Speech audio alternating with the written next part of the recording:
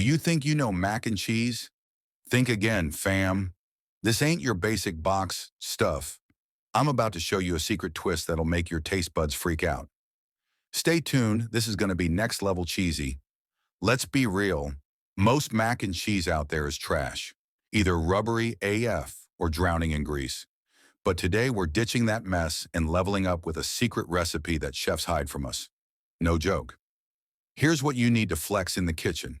Elbow macaroni, sharp cheddar, creamy Gruyère, a little cream cheese, milk, garlic powder, and smoked paprika.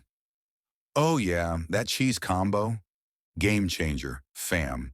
100%. Pro tip, melt that cream cheese first, then slowly add cheddar and Gruyère. Watch it get crazy smooth and stretchy. This is the move that separates amateurs from legends in the kitchen. Want to blow minds? Hit it with a dash of garlic, smoked paprika, and a teaspoon of white miso. Sounds wild, I know. But trust me, that umami punch? Chef's kiss. Listen up. Al dente is key, folks. Don't overcook it.